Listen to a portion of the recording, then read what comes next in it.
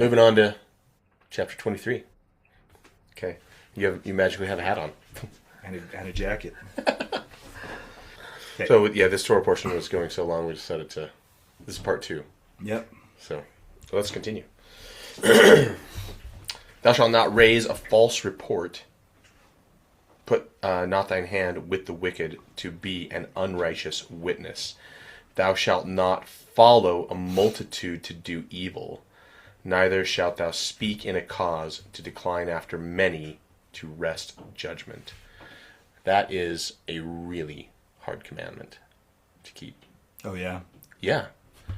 Because this is saying, this is saying is, do what is right, let the consequence follow. Other men's failures will never save you. You know, like, yeah, because you know, maybe you've heard like thought experiments before. Like everyone now, like looking back, knows like Nazis were. Well, most people know Nazis were. That was a wicked thing, and they did wicked things, horrendous things. And if you ask someone, like if you were in Germany back then, would you have been a Nazi?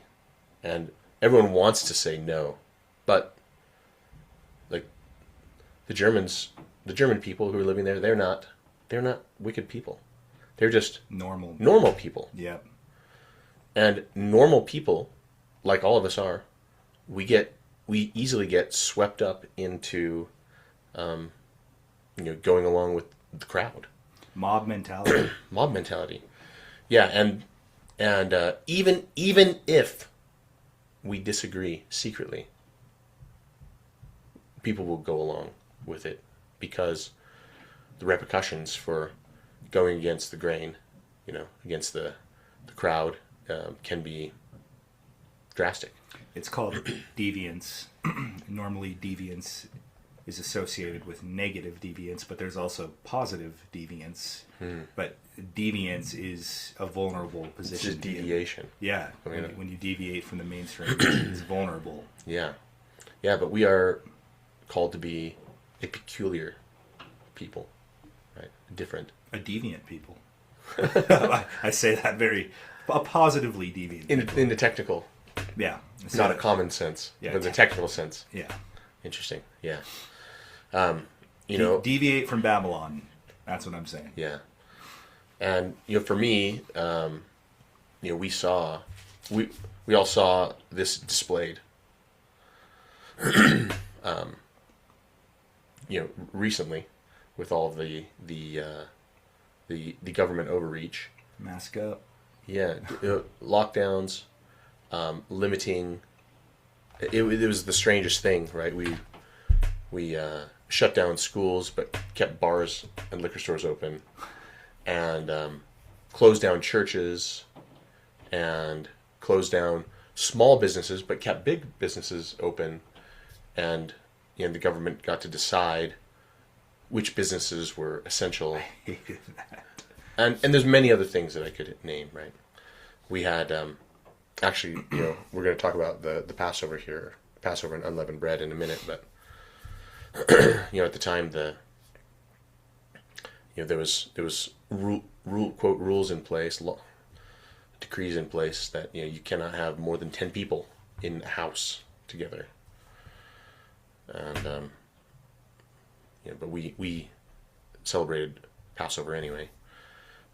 And it was kind of a fearful time, and fear. It's like a combination of fear and peer pressure and mob mentality and the excitement of all that. But doing what's right and standing up for what is right, despite what the crowd is going along with, that's actually a really hard thing to do. But but God says, you shall not follow a multitude to do evil.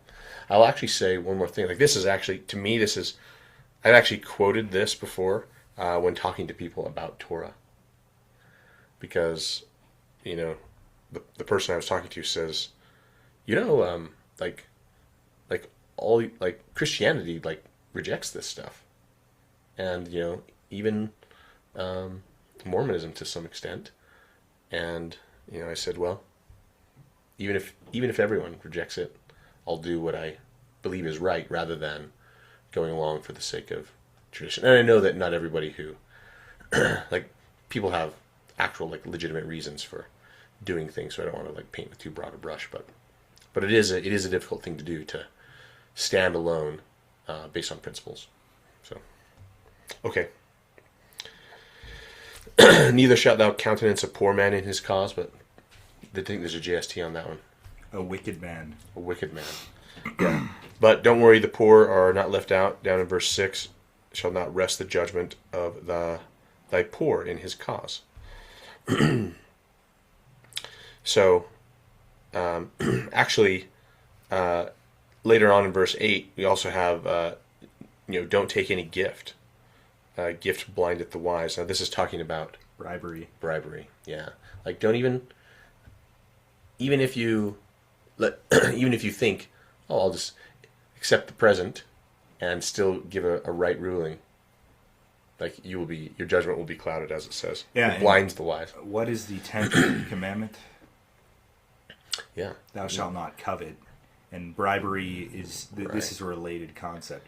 Men who are called to be elders and judges and kings, they need to be leaders at any level. Leaders at any level need to be just and totally impartial and impervious to the tendency to usurp and sap, wealth from the people. Yeah, and gifts includes favors, right? Not just property, but I'll give you a position at, on whatever, at this university or at this company or who knows what. High priest.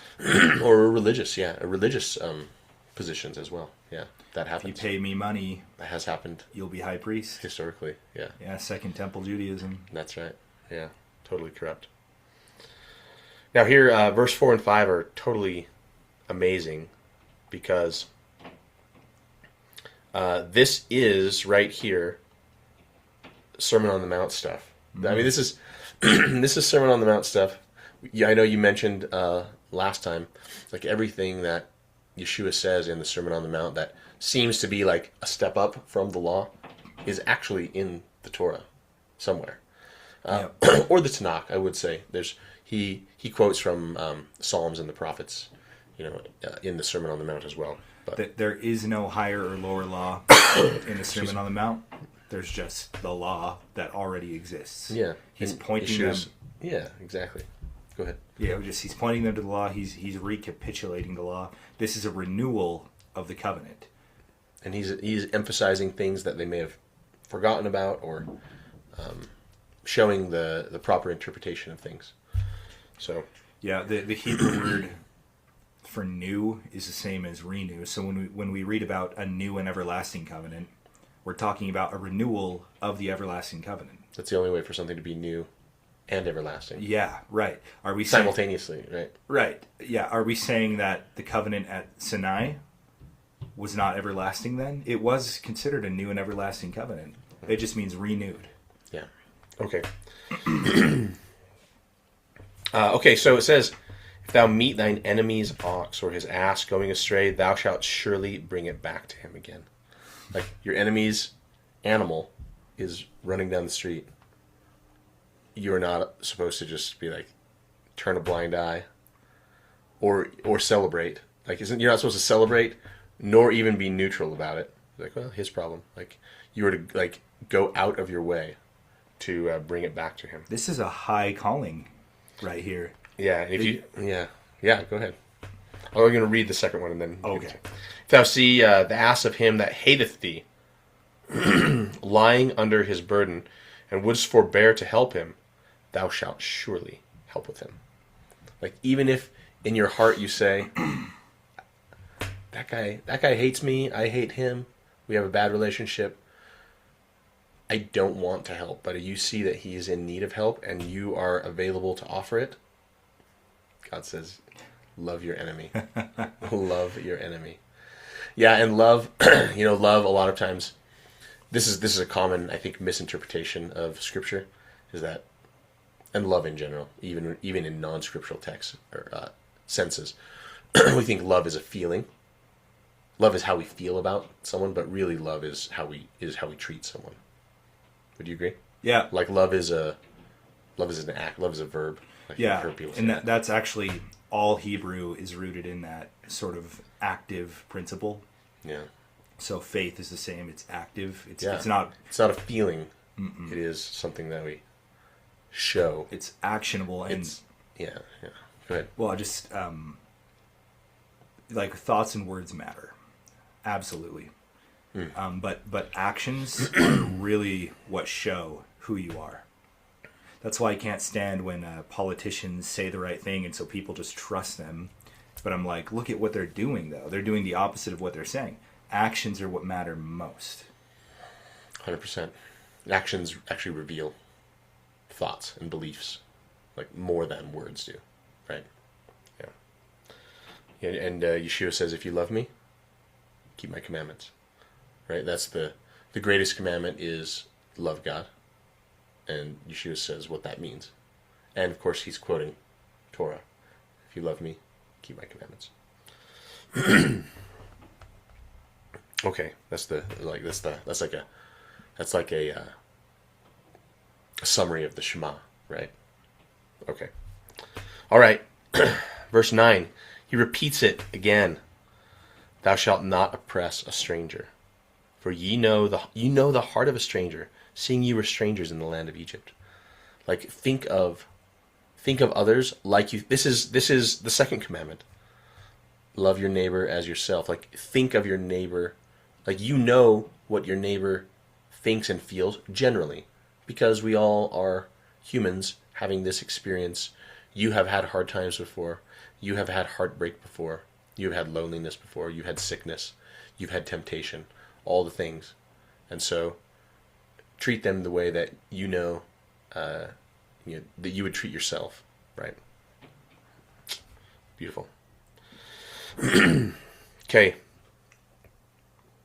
Now we have a Sabbath commandment, 10 and 11. This is talking about the sabbatical years. Okay, 6 years thou shalt sow thy land and shalt gather in the fruits thereof, but the 7th year thou shalt let it rest and lie still, that the poor of thy people may eat.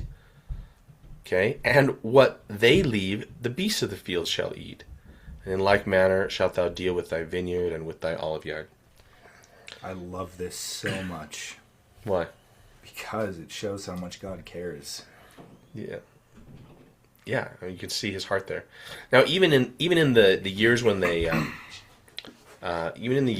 harvest, okay, they're still commanded to leave the corners of your fields. And don't go back for anything you missed when you were harvesting. Yeah. Leave the corners intentionally, and in the middle, if you forgot anything or left it, then just leave it for the poor to come and just glean, and the animals even.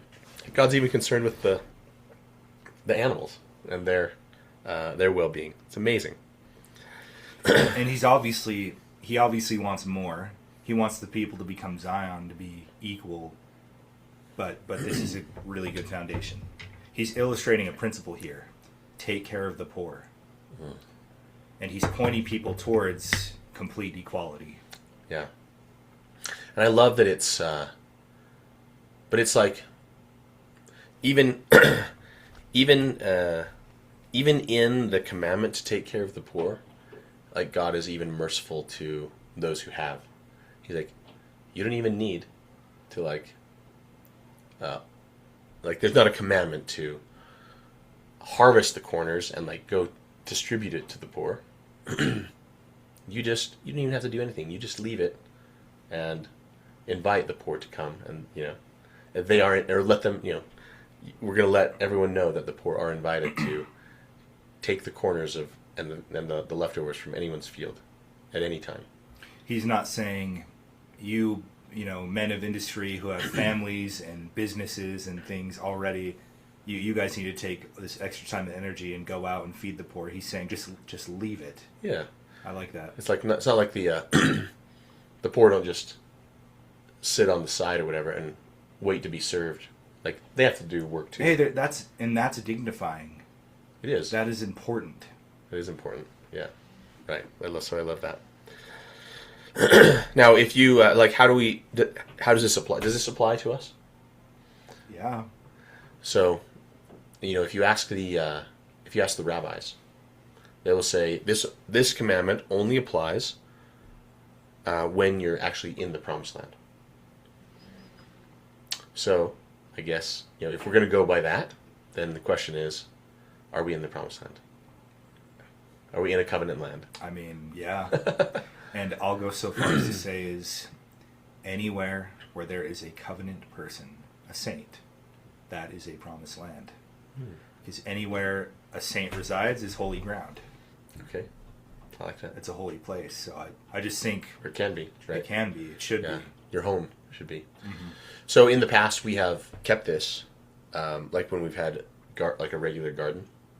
We don't have a garden every year these days. We have a lot on our plates, but we have in times past, and we do sporadically still, but we have kept track of when the sabbatical years are, and just not had a garden that year intentionally. As kind of a nod to this, at least. Okay. Some of these things, it's hard to keep fully when the whole nation is not keeping it, but I'll tell you another Mormon connection, restoration connection here. So the Israelites, they're supposed to save every year and build up food storage. And then during the sabbatical and the Jubilee years, then they eat, what they had gathered in previous years. They let their fields grow and they don't touch them. Yeah. Now I will say, in the sabbatical year, you can eat from your field. You just can't harvest it and bring it into your silo or your root cellar or whatever. You can walk out. You can walk out and have lunch. Yeah. Or breakfast or whatever, just like everyone else can during those years. So you can still partake of your crops, but you just don't harvest them. Right? Harvest them in a massive scale. Now, this might seem like kind of a trivial thing. Why does God care? And nowadays we have we could understand now we understand about crop rotation, and we have fertilizers and pesticides, and we can grow a good amount of food every year after year, without taking any rest in the land. So why take a rest? Isn't this kind of an outdated thing? And is it really a serious thing? And my answer is, yeah, it's a serious thing. And it's not. We shouldn't fool ourselves into thinking it's about agricultural technology. God gave this to them because they didn't have agricultural technology sufficient, or they didn't know about fertilizer. They have dung.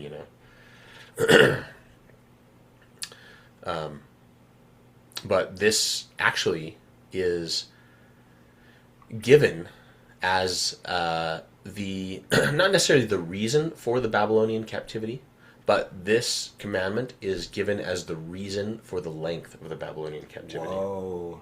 Did you know that? Had no idea. And is that in Jeremiah? Jeremiah predicts the captivity, but actually in 2 Chronicles it actually says why the Babylonian captivity was 70 years. So I'll go there. 2 Chronicles chapter 36.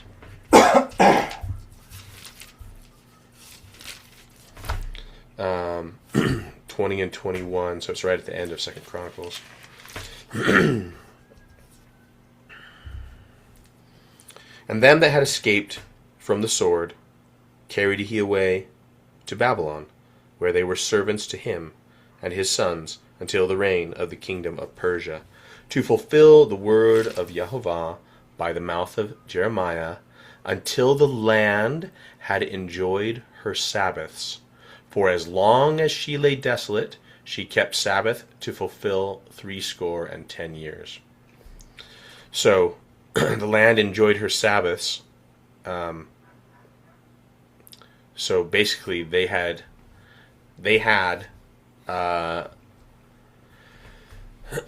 there's different calculations, but they had basically neglected this commandment for several centuries. On top of all the other commandments they were not keeping. Yes. They were at this point, they're just like all the other nations around them. Whenever Israel's in apostasy, there is barely any difference between them and the other nations. That is why they go to the other nations. God's like, you won't have me as your king?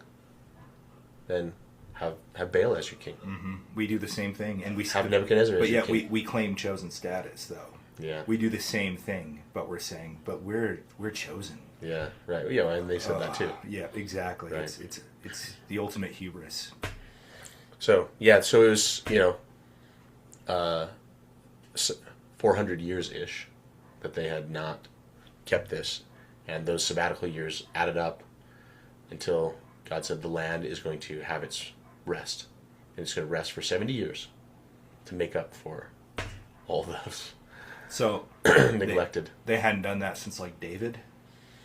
Something like that. Wow. Yeah. Crazy. It's a little less than 400, I think. I don't remember the exact number, but wow. Okay, then there's a reminder of the weekly Sabbath. Okay, verse 12. And that's, again, there's these cycles of 7, and we are expecting those. These are pointing us towards the millennial day, when Christ will reign personally upon the earth, and there'll be widespread rest and freedom.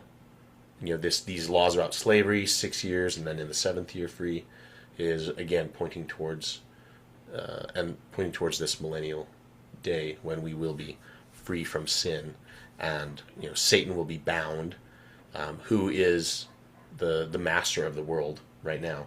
He's the god of this world. So, okay. Again, this is amazing too. I'm just going to mention this, but it says your slaves and even the strangers that are among you, they get, like your slaves, they get the Sabbath every single week too. Like you're commanded to let them have the same holidays that you do. Amazing. That's not how Egyptian slavery worked. Nope. Okay. This is verse 13 is kind of an interesting one. It says, not to mention the name of other gods, neither let it be heard out of thy mouth. So, some people have interpreted this in, I think, kind of extreme ways. But there's kind of a reasoning behind it. In English, like the days of our week, we have Sunday and Monday, which is Moon Day, and Wednesday is Odin's Day, Thursday is Thor's Day, right? Friday is Freya's Day, Saturday is Saturn's Day or Apollo's Day. So even just saying the names of the and many of our months too, like January is named after the Roman god Janus, for example, and July and August are Julius and Augustus Caesar, who believe they were gods too. Yeah. So, does this commandment mean that we shouldn't be using those names of the week, or other if we want to read the Iliad or the Odyssey, that we should like bleep out the names of the the pagan gods there as we're reading that? And I think the answer is no. I think what this is actually referring to is like prayers or vows or worship, of these other gods. That's the thing that should not be found on your lips. So yeah. Okay. Then we come 14. 3 times thou shalt keep a feast to me in the year. Now we've talked about there being 7 special kind of Sabbaths. But these these three here are the we have the three are the Feast of Unleavened Bread, which is connected to Passover, and then we have the Feast of Shavuot. Here it's called, in verse 16, it's called the Feast of Harvest of the First Fruits. And then we have the Feast of Tabernacles. And in verse 16, it's the Feast of Ingathering, which is at the end of the year. So these festivals have different names. But the Feast of Unleavened Bread actually has 2 Sabbaths. So on the first day and the 7th day. And the Feast of Tabernacles, or called the Feast of Ingathering here, it also has 2 of the Sabbaths, the beginning and the end. And then Shavuot, or here it's called the Feast of Harvest of the First Fruits. That's a single one, but and these quote unquote 3 feasts are synonymous with the 7 feasts, because the spring feasts are all lumped together back to back. Yeah. Shavuot's on its own, and then the fall feasts are the fall feasts are not back to back. I mean. They're pretty close. They're close. But so would you say these 3 feasts are the same thing as the 7 feasts? No, I wouldn't say. These are different. Oh, okay. So these 3, verse 17, there it says, "These 3 times all the males shall appear before the Lord." So these are the 3 pilgrimages. That's right. Oh, These are the 3 pilgrimages. You have to travel to the temple or the nearest temple and bring your offerings. These are kind of spaced out throughout the year so that if you are a farmer, which most of the people were, not everyone, but many people were, then you would bring your produce and your animals and whatever to be offered and also given into the storehouse, which would be distributed to the poor and also be used to support the priests and their families. So yeah, and the requirement here is, although everyone is allowed to come, the commandment is actually explicitly for males to make this pilgrimage. So, and which is just a merciful thing, because sometimes there's going to be, women who are taking care of very small children, and it would just be a burden if God was commanding them to make this pilgrimage continually. Or pregnant and nursing, Yeah, right. So, like I said, everyone's welcome, but the commandment is specifically for the men to be there. 18, shall not offer the blood of my sacrifice with leavened bread. Okay, so amazing. In fact, bread is offered, and also grain. There's grain offerings, flour and things are offered with sacrifices, but it's never leavened bread. That's combined with it. And so there's actually interesting things about leaven. In the New Testament, Yeshua talks about leaven, and he says what seems like kind of a contradictory thing. He says to his followers, he says, "You are the the leaven of the earth, and a little leaven leaveneth the whole lump." And it seems like it's a positive connotation, that his followers are going to be spread out throughout the earth and cause a positive change to happen. But rise. Yeah, right. But then on the other hand, he talks about beware. He says, "Beware of the leaven of the Pharisees and of Herod." And of course we have the Passover and the Feast of Unleavened Bread, and this commandment, where we get the leaven out of our houses, and the commandment here where no leavened bread is to be offered with the sacrifices. So what is going on with leaven and its symbolism? Any thoughts? I would imagine it has to do with somebody's the spirit they carry, their influence, their philosophies. Yeah, I like that a lot. I think I think it's leaven is commonly interpreted as a representation of sin. Oh. But if you do that, then it kind of falls flat when Jesus says, "You are you all are like the leaven of the world. It's whether you're light or dark, right? Yeah, I think so. Yeah, it could be. Yes. So leaven is. I don't think it's sin. I do think it is your. It's like has to do with philosophies and how you interpret things. I think the plain word. Plain word is like the flour or the grain, and then the leaven is our understandings or our philosophies about that. And we talk about philosophies mingled with Scripture and how that's generally a bad thing, and it is. But we do have to be a little bit careful there because the Scriptures are actually you can't avoid interpreting them. And there's a such thing as good philosophy too. Yes. Everybody is a philosopher. So philosophies of men refers to the false traditions, yes, false beliefs of men.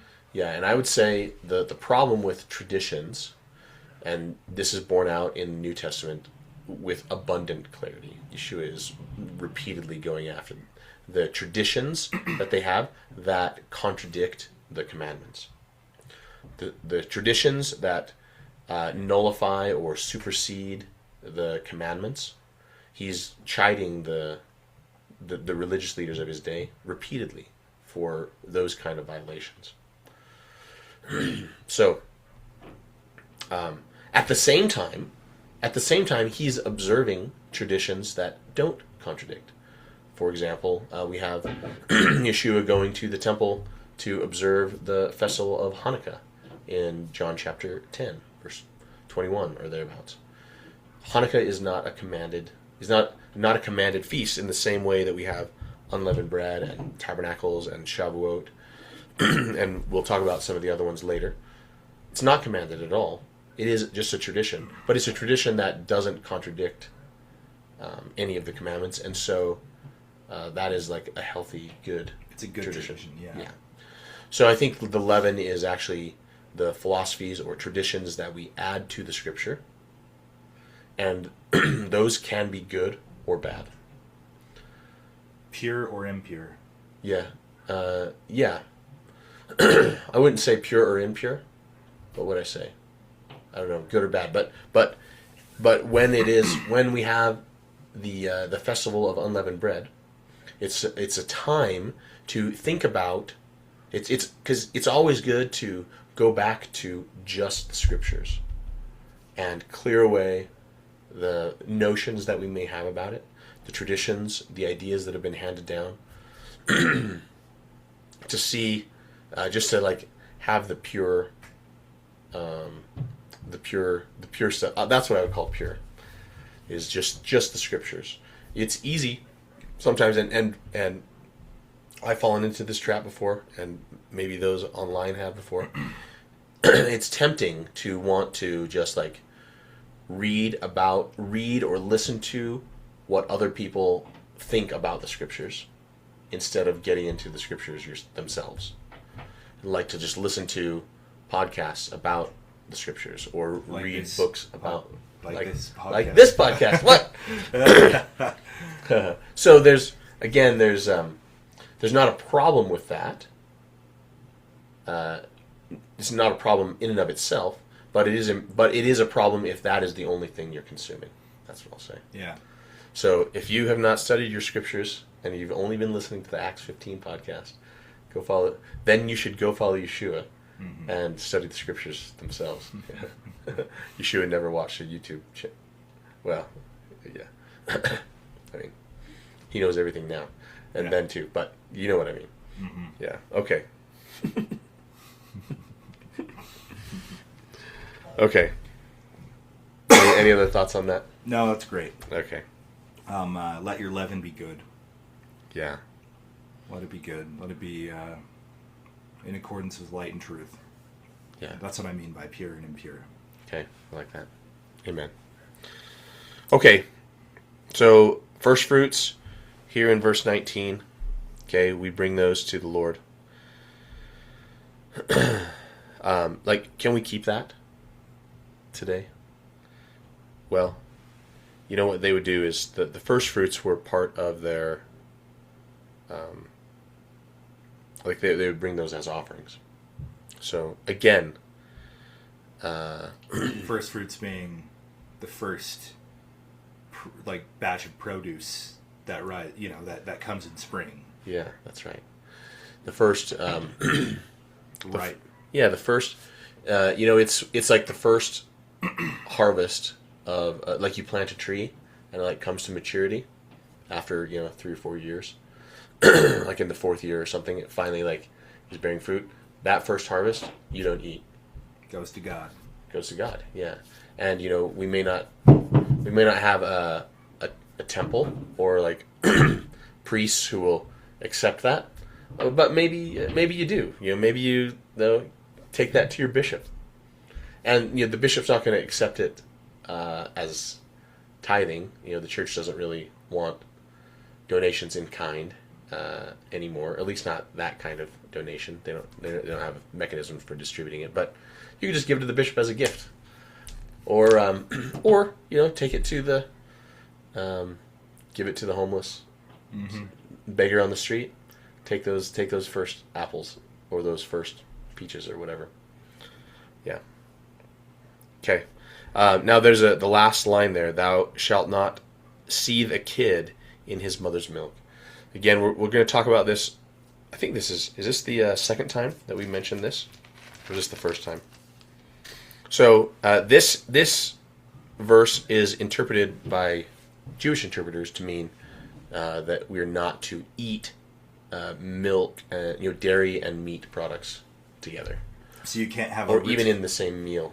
Yeah, you can't have a Ritz cracker with beef salami and a piece of cheese on it. Right. You cannot eat meat and dairy together. Yeah, literally. Yeah, not together, and not even like within a certain amount of time.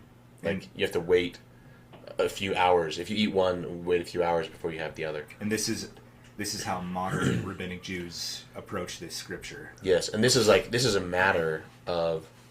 serious matter. This is a matter of like Jewish identity and lifestyle. It's a defining feature of Judaism. But we read back with Abraham when he had the 3 visitors. He offered them meat and milk together, and the rabbis have interpretations of that, which I think are stretches. Stretches is a good way to put it. Yeah, this is actually an idiom, and we'll talk more about it. But it's basically an idiom that means don't delay. So you have the first fruits of your your orchard, or the first fruits of your animals. You should not delay to offer those. That's what this idiom means, and it's not a dietary thing actually at all. It's connected directly to first fruits offerings. Okay, otherwise it's kind of like a strange thing to say, right? Bring the first fruits. Thou shalt not boil a kid in his mother's milk. Don't boil a kid. It means don't. The word there for seethe is bashal, if I remember right, which basically means it can mean to cook, but basically it means to cook to completion. It means to finish something. It means to ripen or to like mature.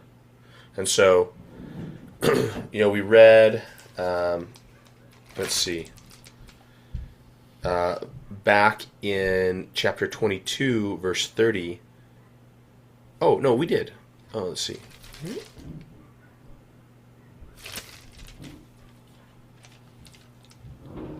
Oh no, okay. This is a parallel passage. It doesn't mention the milk and meat here, but it is a parallel passage. Exodus 22:29. Thou shalt not delay to offer the first of thy ripe fruits and of thy liquors. So liquors is not talking about vodka.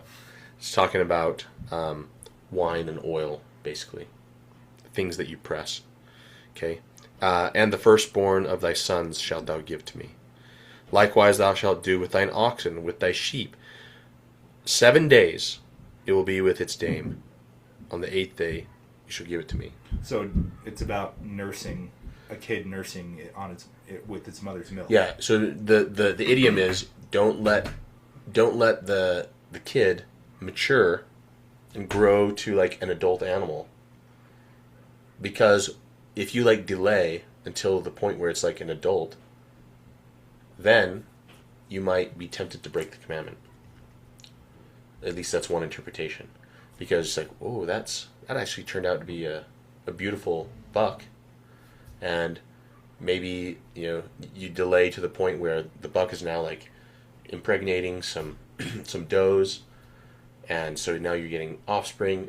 But the commandment is you are not supposed to obtain any benefit from the first fruits offerings. But it gets to the point where you start benefiting from it or imagining benefits from it, or if it's produce, like it starts to spoil or whatever, you're like, put this aside. You're like, I'll take it to the temple next week, and then that turns into 2 weeks, and like the apples are still fine, but then a month goes by and then everything's moldy. So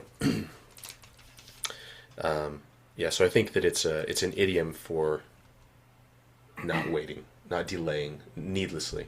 Okay, so that's great. Yeah, that's the short version. Bring the first fruits right at the beginning.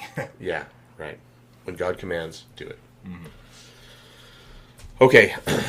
Now this is an amazing passage here. Behold, I send an angel before thee to keep thee in the way, to bring thee into the place which I have prepared. Beware of him, and obey his voice. Provoke him not, for he will not pardon your transgression, for my name is in him. But if thou shalt indeed obey his voice, and do all that I speak, then I will be an enemy to thine enemies, and an adversary unto thine adversaries. For mine angel shall go before thee, and bring thee in unto the Amorites, and the Hittites, and the Perizzites, and the Canaanites, and the Hivites, and the Jebusites, and I will cut them off. And how do we provoke the angel? By breaking the commandments. Yeah, provoke him not. Keep the commandments. If ye love me, keep my commandments. And who is the angel? It's God himself. Right. The man giving the orders. The man, yeah, capital M man, renewing this covenant. Yeah, the angel, Joseph Smith says angels have physical bodies. Mm-hmm. And, resurrected and or translated, those are like proper angels. It is true that like mortals are called angels sometimes, because angel just literally means messenger. Malach. Yeah, but when we're talking about heavenly angels, they are embodied beings. And so, yeah, this angel that's going before them is like God come down to earth in an embodied form to be there, to lead them. Okay. So let's see. When you go into the land, don't be tempted to bow down and serve the other gods there. Okay, but rather you're supposed to overthrow and break down their idols and etc. Let's see. And if you will serve Yahovah your God, okay, serve, and I love this. Like. This is slave language again, right? It basically saying, if you will be my slaves, okay, serve me, then God will bless thy bread and thy water, and I will take sickness away from the midst of thee. Like there's just a promise of general prosperity. And it sounds like he really is calling them to become a city of Enoch too, in which he was. Okay. He's calling them to be a perfect people. Yeah. I will take sickness away from the midst of thee. I mean, there's a spectrum here, but the ultimate call is to become Zion, to pull heaven down to earth. Amen. Yeah. Going along with the sickness and defects of all kinds, there'll be nothing that casts their young. So this is actually talking about miscarriage, basically. Okay, nor barren. Nothing that is miscarriages and barrenness will not be known. Okay, and the number of thy days I will fulfill. Okay, and he says he says I will fight your battles. At least in some extent is right. He says I will send fear before you, and I will send hornets before you, and I will drive out the people before you. But it's interesting. He says, but he'll drive them out little by little, right? Let's see.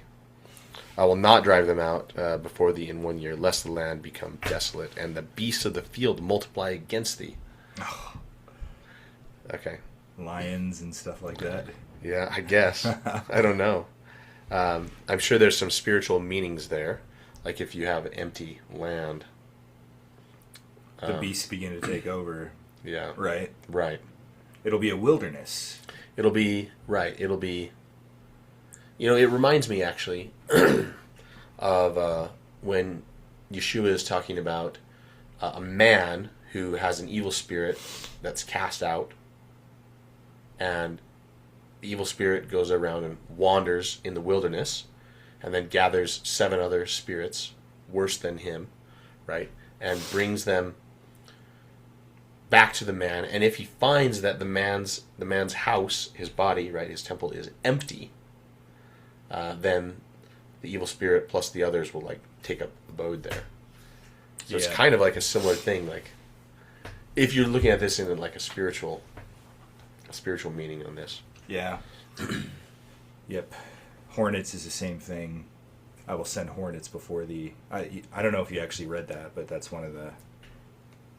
Maybe you did. I did. Go ahead. Okay. Just a few seconds ago, and I can't remember. It's funny.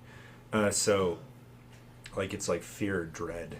I will send. I will send the fear or dread of you before you. Amazing. Okay. It's good because these nations are ripe in iniquity. I mean, they're murdering their young, sacrificing their young to idol gods and whoredoms, abominations. Every manner. Murders, lyings, envyings, strifes. I mean, plus, and this is all being among the Canaanites.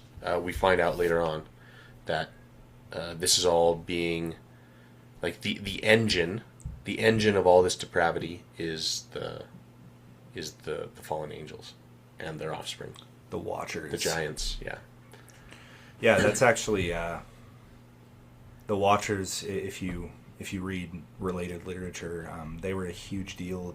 Their long-lasting influence is a huge deal in the scriptures. I mean, and even up to the New Testament. Yeah, thousands of years later, up to the New Testament, still talking about it. It's still talking about the Watchers, and in fact, the Watchers allegedly descended on Mount Hermon, and that's where Armageddon will be fought.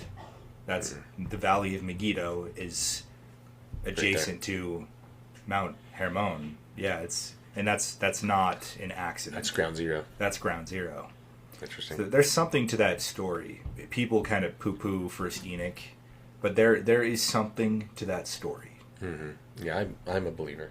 I mean, yeah, we have Genesis and First Enoch, and Jesus believed it, or he quotes Enoch.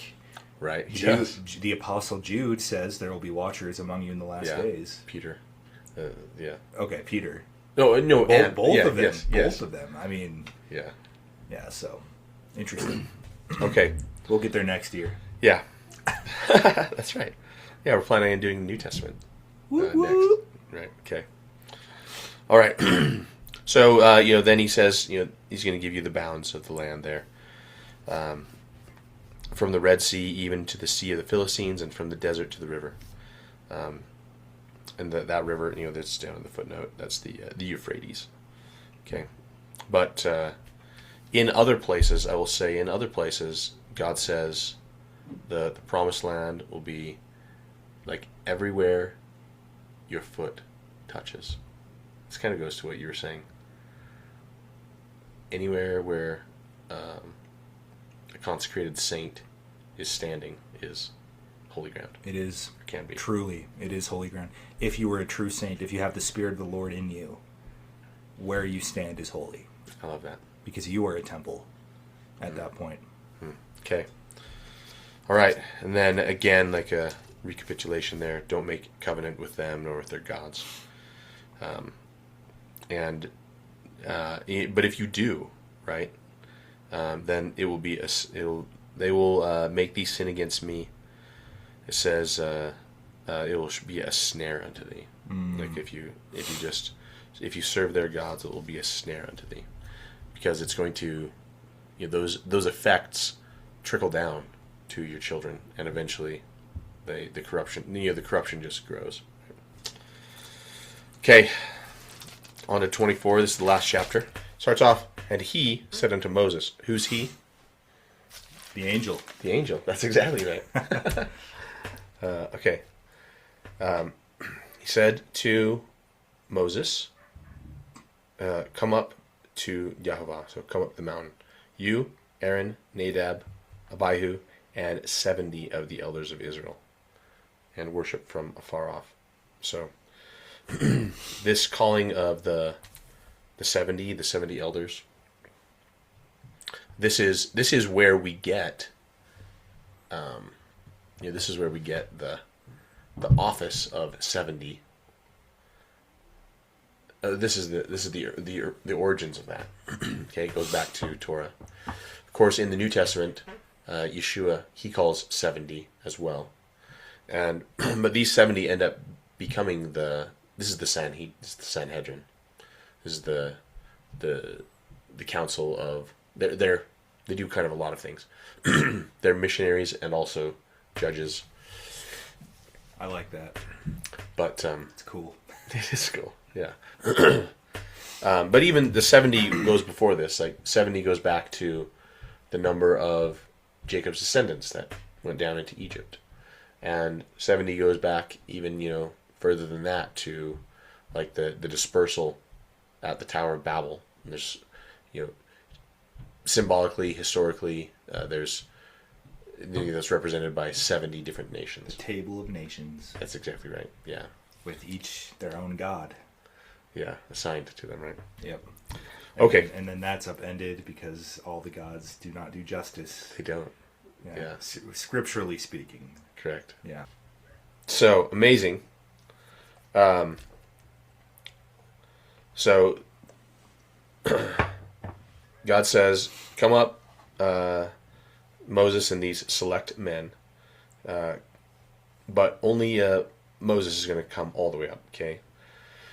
But they're not going to, these select men, they're not going to come all the way up, and neither are the people going to. And Moses came and told the people the words of Yahweh. This is verse 3. And all the judgments, and the people answered with one voice and said, and this is amazing, all the words which Yahweh hath said, we will do. So,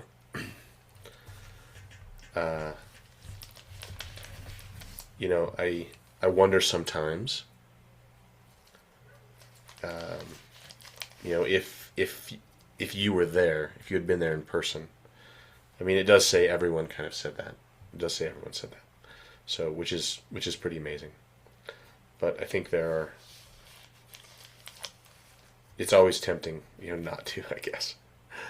There's people who might just say, can't we just love you, Lord?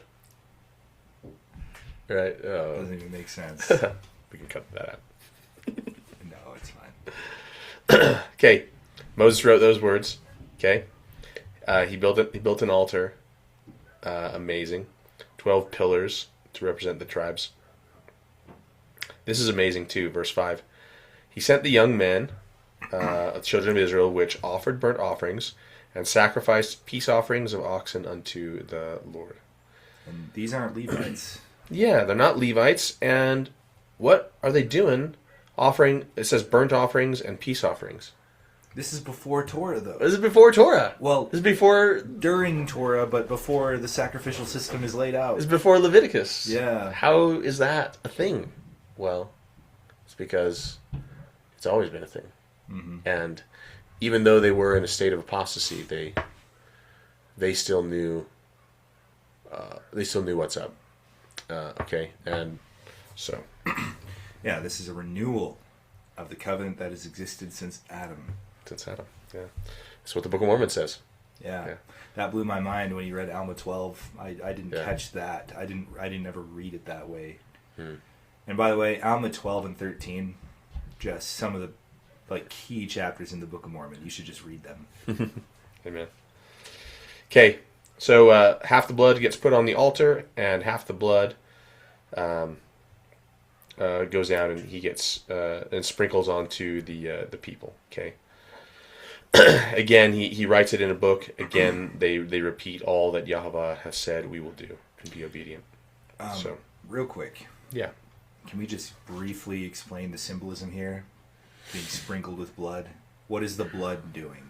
It's covering the altar and the people. Yeah, it says it's the blood of the covenant.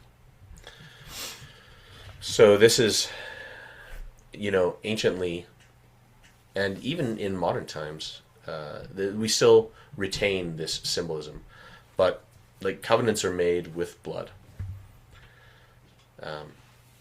So, why is that? I think there's probably several answers, but one is the life is in the blood. Okay, so the blood of something like represents its essence, its life, its like fullness, the whole thing. This is called vitalism, and even the early Latter-day Saints believed in this principle. Mm-hmm. Yeah. So, the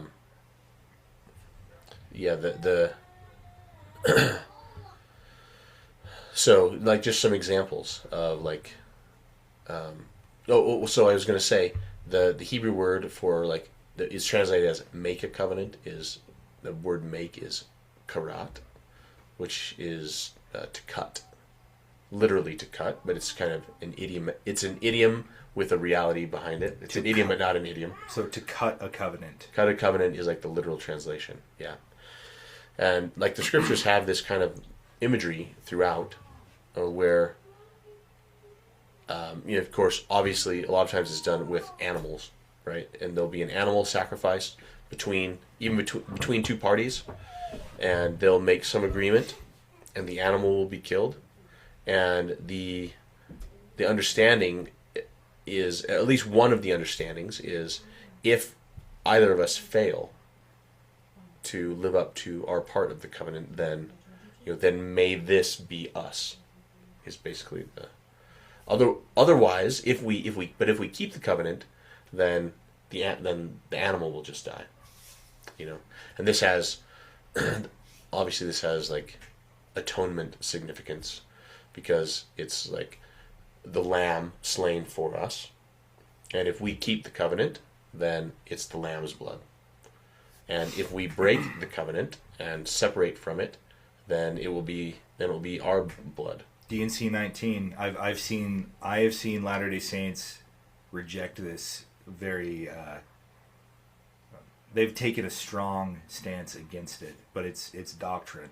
If you reject the atonement, you will have to suffer for your own sins. That's D&C 19. Yeah. And then you will accept it after that. Eventually you will accept it, but it's a true principle. Right. So we have, this idea of cutting a covenant and blood being spilled with every agreement. It happens. We saw it with the servant who wants to remain with his master and his family. Right. He gets a mark put in his ear. They cut a covenant. Yeah, they drove an earring through his ear. Yeah, boom. And I think like when priests are consecrated, anciently they would actually put blood on their earlobe, and I think this is actually a like a shadow, or like pointing to this same kind of thing, saying I am God's servant now. Like I have blood on my ear. Okay, they do it on their thumbs and their toes as well.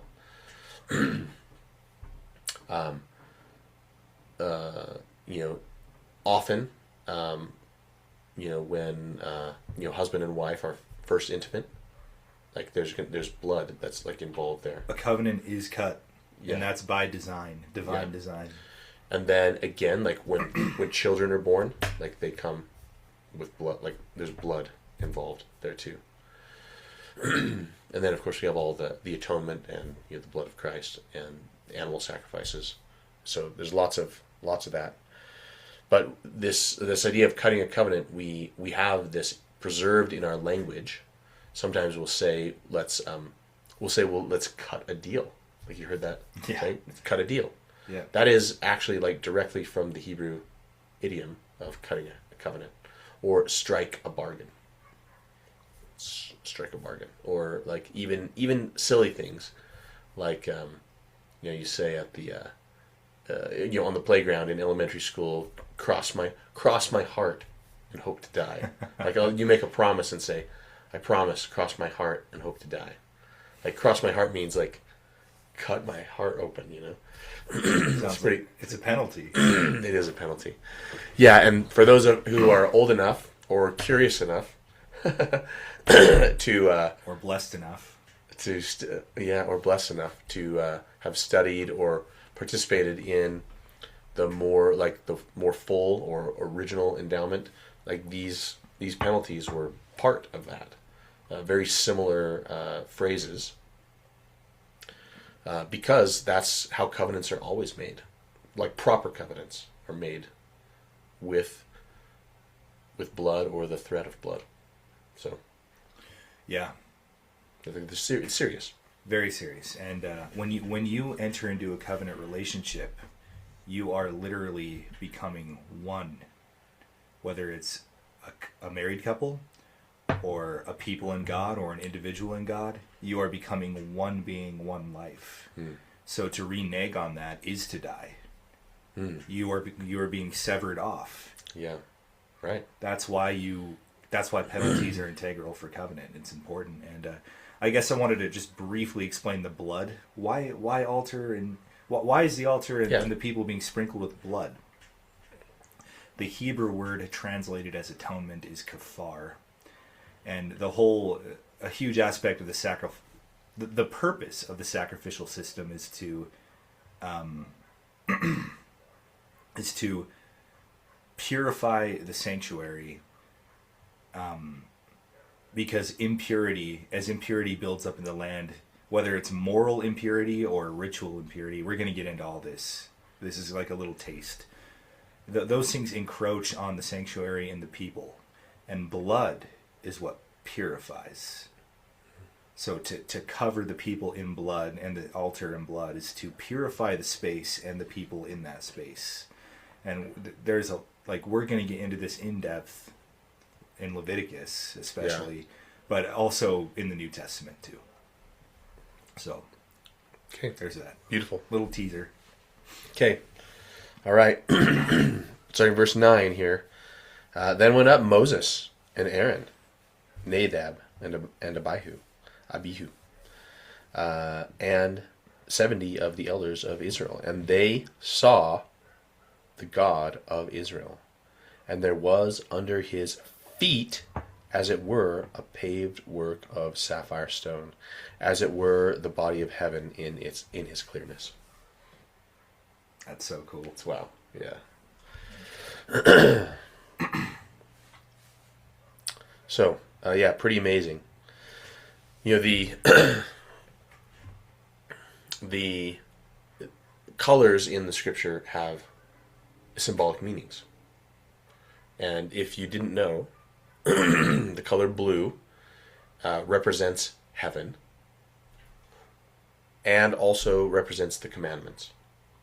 So anytime you see blue mentioned, it is a reminder of the commandments. Which and what is the source of the commandments?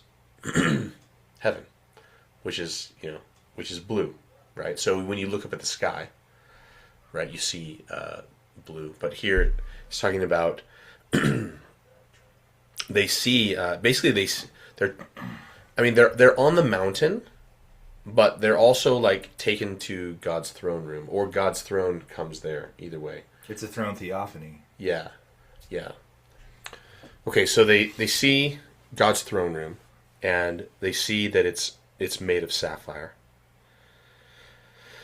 And there are other prophets that have seen this as well. Ezekiel notably. So in Ezekiel, Ezekiel opens up his vision. Ezekiel chapter 1.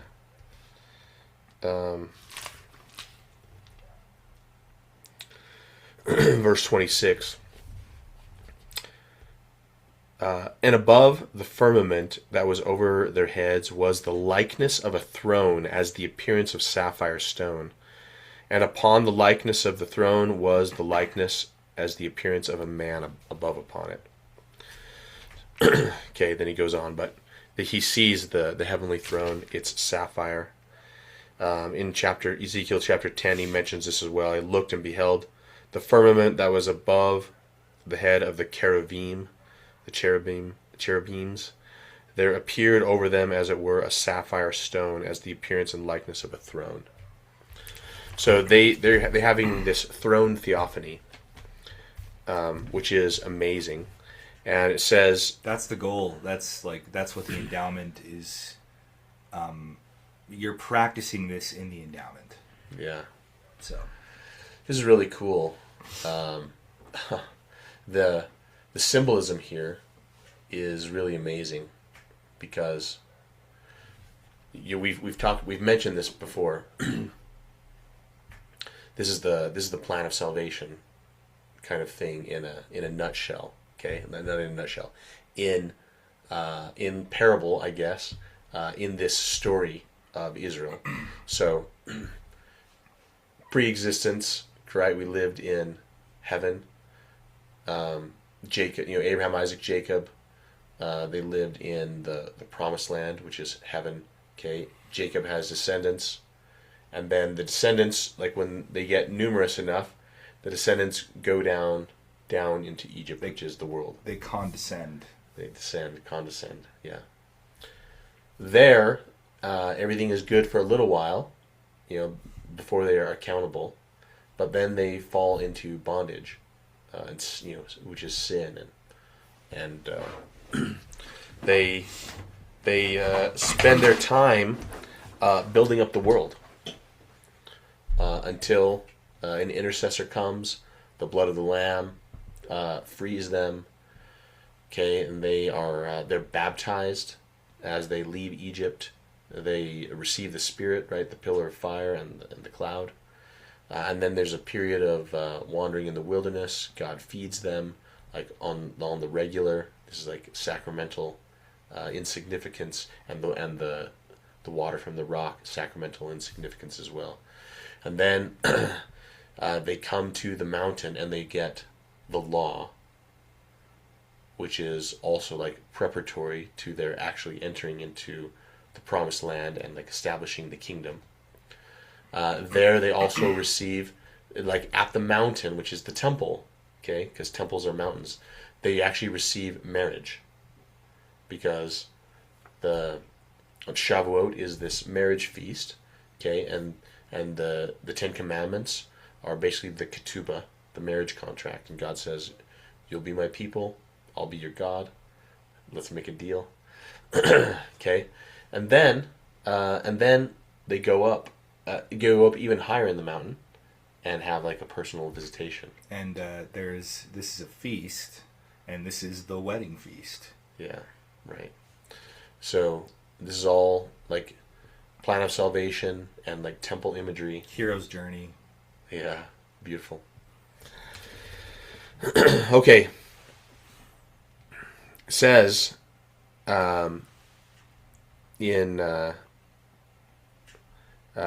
says they saw God and they did eat and drink. Verse 11. It says, upon the nobles of the children of Israel he laid not his hand. In other words, like God didn't kill them, but he actually had a meal with them. They ate and drank. Wedding feast. Yeah. Amazing. Or at least that's how I interpret it. Yeah. Okay, now here's a really cool thing, and we've talked about this. This is amazing. Verse 12, Yahweh said unto Moses, come up to me in the mount. Now, Moses is already in the mount. They're kind of like halfway up or something.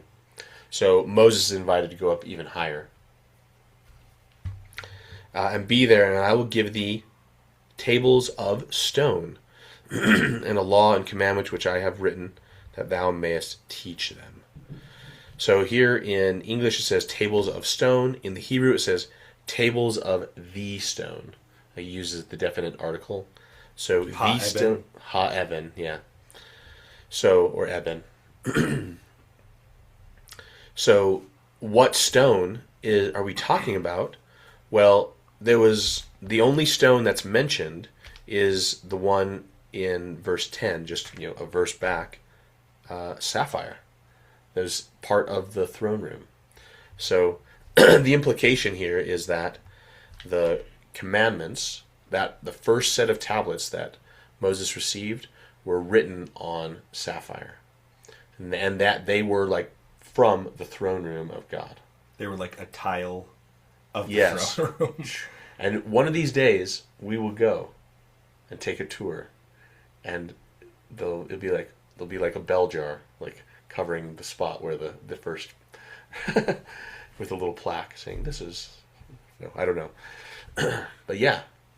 And like the symbolism here is amazing. One, it's that color blue, which is a reminder of the commandments and reminder of heaven, where they came from. And also, this is a reminder that these things are from the throne of God, and the throne of God is eternal. Therefore, these commandments are eternal as well. Now, the sapphire tablets, what did the sapphire tablets have on them? They had the rights or ordinances of both the Aaronic and Melchizedek priesthoods. Right, that's what Joseph Smith says. They had all the Levitical rights, well, what would later become the Levitical rights, but it was a fullness of priesthood ordinances. Yeah. Yeah, and laws and doctrines and or just laws and ordinances. Yeah, we'll get into more detail on this later, but these were the whole enchilada, these first set of tablets, and they were amazing. So it says Moses rose up, and Joshua went with him, and they went up in the mountain. But Joshua didn't go all the way up again. He kind of only went part of the way up. He told the elders, stay here, like they're halfway up the mountain. Stay here till we come again. Aaron and Hur, he leaves them down, to be in charge while Moses is gone. And then it says in verse 15, Moses went up. So Joshua went up maybe a little higher, and then Moses leaves him, and he goes up there. And the glory of the Lord abode upon Mount Sinai 6 days. The seventh day he called Moses out of the midst of the cloud, and the sight of the glory of the Lord was like a devouring fire on the top of the mountain in the eyes of the children of Israel. And Moses was up there in the mountain 40 days and 40 nights, getting instructions, which were given to him in written form on the tables of stone, the tablets of sapphire from the throne of God. So amazing. Cool. That concludes this Torah portion. 40 days of Mishpatim. instruction. 40 days in the presence of God. I mean, unreal. This was like, this is how you can fast. Like I know people who have gone 40 days without eating. yeah, But Moses went 40 days, no food or drink. he was transfigured. He was transfigured, yeah. That's right. This is like temporary translation, Yeah, which is temporary resurrection. yeah, right. So, okay, anything else? No, I learned a lot this portion, so thank you. Yeah. It's really beautiful stuff, actually. And so thank you all for sticking through this 2-part Torah portion. Bonus. Yeah, and we'll, till next time, shalom. Shalom, shalom. Go follow Yeshua. Acts 15. Read it.